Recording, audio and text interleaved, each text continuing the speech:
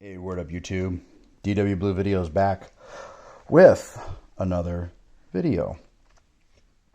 And first, before we get into anything, I just want to say thank you to my subscribers. I've got a couple of new ones since my last videos, and I appreciate you guys subscribing, and I hope you enjoy my videos, and I hope they're informative, and you guys can get what you can out of them. All right, so what we got here is the rival MT10s. I bought these because I liked the way they looked. Originally what happened was this one here, this one came from Tower Hobbies. The shipping people dropped the ball on this, and I ended up waiting. I almost having to wait a whole week longer to get it than it should have taken. So I ended up ordering this one from, I think it was A-Main or somebody. This one came in just before this one did. And this one showed up, and I was going to return it to Tower Hobbies because I was upset about this whole ordeal because it took way longer than it should have, and I even paid for a decent shipping, which I know it's not Tower Hobbies' fault. I know it's the shipping department's fault with who we went with, which I think it was UPS. It was still vacationing with UPS. And I was just so pissed off about it. And, I can't blame Tower for that. But what I can blame Tower for is that they said they had it in stock. But the problem was they had it in stock in their California warehouse. And if they're Nevada or wherever the hell it was, if they would have said that they had it in that warehouse, I would have went with another provider because I've had better luck with A-Main shipping than I've had with Tower Hobby shipping ever since Horizon took them over. So anyway, enough of that. We're going to go into the radio. The radio XP120. It has your reversing functions up there, your battery light to tell you if it's on or it's low, your throttle trims and dual rates, and steering trims and dual rates, rubber grip wheel, disc brake caliper behind the wheel, usual deal. So 4 AA's is what it takes underneath. Overall, it's a decent radio. I'm spoiled by computer radios, so I find it to be slightly lacking, but it does the job. It does work. It does work flawlessly. So for an RTR, I guess you really can't complain about it. Now, my daughter's is this. It's got the pink. I put some little pink stuff on it because, she's only 7, and when she saw mine, when I got mine, she decided that when this one came in, I told her, I said, well, I'm going to send it back. And she was like, well, I want it. And I was like, okay, well, then we'll keep it. So we decided to keep it. So let's open up the body here. I'll show you the insides. Now, I have upgraded this vehicle with one component, and that's the Protect servo. It's got the same specs as a Savox 1258 series servo. It does have the Reedy SC600BL, which is a rebranded Hobby Wing 60 amp, and I will get into that more in just a minute. It does come with a 540 CAN 3300 uncensored brushless. This system will run 2 and 3S LiPo. The car runs great. The car runs really good for my daughter. I have it turned down for her. When it comes to the speed control, I have tried every possible program card I have for this vehicle, and no program card works for it. I've tried Hobby Wing's program card and both the fan and the ESC wire going to the receiver. I've tried a Trackstar. I've tried a Reedy program card. I've tried a Sky Toro program card for this ESC, and I cannot find a program card that will let you adjust any settings in it. So with that being said, it's pretty non-adjustable. You can there's a guy on YouTube who did a video about that, and Lord, his YouTube name escapes me at the moment, but you can adjust the brake on it, so that way when you hit the brakes, the thing don't go end over end, because the brakes are pretty strong on this ESC. But if you ease into it, they're not too bad. Other than that, that's really about it. Spur gear is 32 pitch, or whatever it is, mod 5 or 8 or whatever the equivalent of 32 is. It's 32 pitch, but there's a mod equivalent to it. It is ball bearing throughout. It does have LED lights. There's 2 on the front and 2 on the rear there. Fully ball bearing equipped. Ain't really much to discuss about it. I mean, it's a nice little ready to run. One thing we will venture would tell you is that if you do plan on buying the rival, let's flip this over. This truck is notorious for breaking the arms off in these areas here in the suspension. Now, that's a bad thing because, you know, obviously, if anyone who has these knows that the arms have always been on back order for it because people have been breaking them. Well, we're in luck because RPM just came out with the new arms for this vehicle, front and rear arms. So if you have one and you've broken the arms, don't worry. Just place an order to RPM and get yourself a new set of front and rear arms. I've already ordered 2 sets for my daughters and mine. So that way we can just outfit them, and then we got the stock arms, or if we break them first, then whatever. Other than that, that's really about it. The range is good. The truck drives really good. We're not taking these things and jumping them and launching them 30 feet in the air, so we haven't had any breakages. One thing I do want to mention, though, is that other people have been saying that they've been breaking this piece, like right in this area here and down here, and breaking the chassis itself. Now, again, we haven't experienced that problem, so I don't know what people are doing to these to break them. Whether I'm thinking maybe they're just nose diving and they're driving the front end of the truck right into the dirt as hard as it can, which may or may not be the case. I don't know. I wasn't there. I can't. All I can tell you is that would be speculation.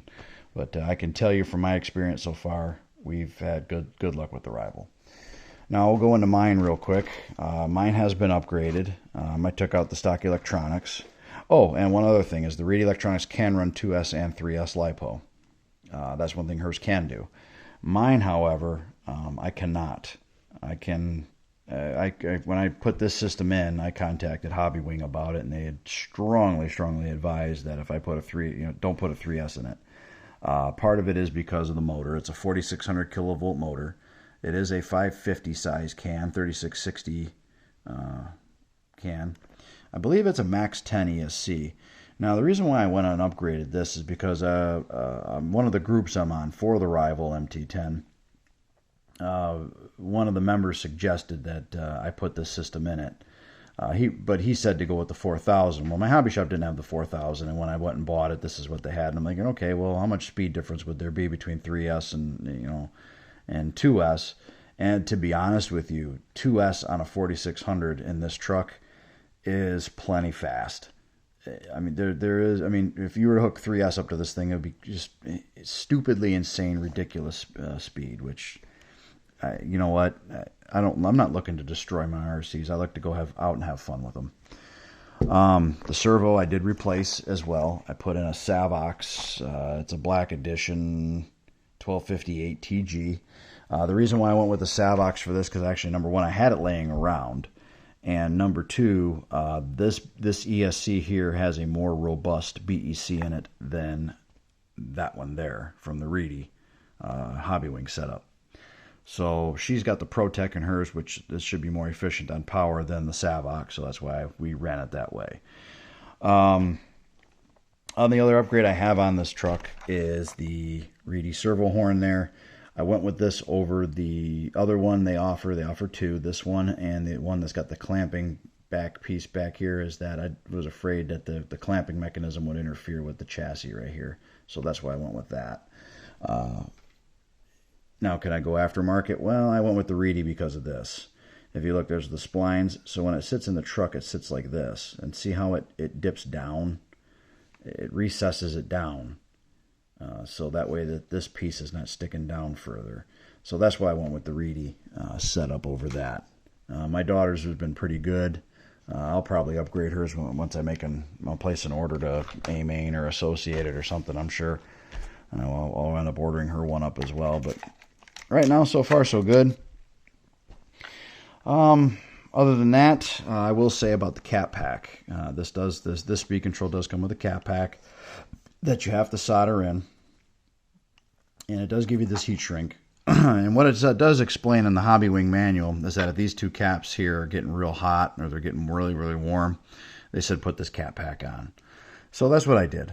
And I also wasn't going to run Deans because of the amount of current this can pull. So I'm putting on this IC5 connector that I put on this. For the amount of current draw, that's really what that needs. A Deans connector really isn't going to allow you to pull that kind of current through. Not to say Deans is a bad connector. A lot of my batteries are Deans. A lot of my cars run Deans, like my crawlers. If I've got a buggy, that I'm running, I'll run a Deans. But as we go along, it seems like Deans is really kind of falling by the wayside for some of these other connectors, and it seems like Deans connectors are getting harder and harder to get unless you get the counterfeit wannabe looking ones. They work, but other than that, the shocks have been good. Drivetrain on the vehicle's been good. I do have a little bit of wear with this drivetrain though, and it's right back in here. And I'm going to see if I can spin it around to get to it. See how that pin right there sits flush with the drive shaft? Let me spin that around. Look at the abuse this outdrive has taken here. It's already peeling back right there. And let me spin it around some more. And it's starting to really do it there too. This system is pretty abusive on the drivetrain. And that's just on 2S. So, what to say about the rival MT10? What are my overall thoughts and opinions about it? It's a good truck. If you plan on taking the truck and jumping it and trying to send it to the moon, I wouldn't recommend that. If you're looking for a truck to handle that kind of abuse, then I would go with a Traxxas, or I would go with an Arma if you're not a Traxxas fan.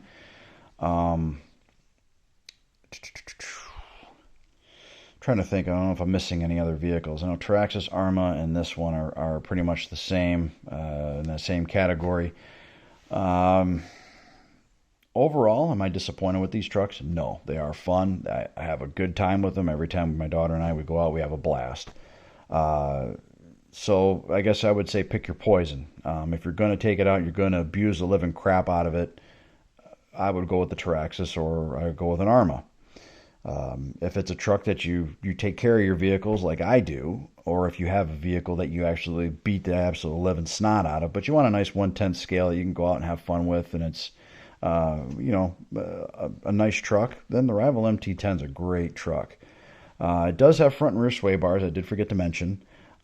This is a little more racer oriented, is what I would say about this truck. And one thing people probably have already figured out, and if you've been in the hobby a while, you're like, well, that looks just like a Helion Avenge. Well, and it is. It's essentially a Helion Avenge with Associated's name on it. How all that came about, I don't know. Maybe Associated bought the rights to Helion for the design. I couldn't tell you. Out of the box stock, though, the truck is great. You won't have any issues. You can run 3S on the stock system, like I said, and you'll have plenty of fun with it. But me, I wanted to stay 2S just to kind of keep the cost down. And of course, I bought the expensive system and everything else, right? But I mean, from what I understand, people will burn up the stock servos, which I believe are a 15 kilogram servo in it, and over time. One thing you will too, by the way, before I forget, you do have an adjustable servo saver built into this truck, and I'm not going to be able to get in on there. It's right there. It has a plastic kind of a knurled setup. You'll be able to thread that down. If you happen to notice your truck ain't steering real well, check that out. I bet you any money that's what happened, is that loosened up. So, all in all, great truck, no complaints. And like I said, if you're not sending it to the moon, great vehicle. It is a little more race inspired as compared to maybe the Arma or the Traxxas. Yeah, so man, no complaints.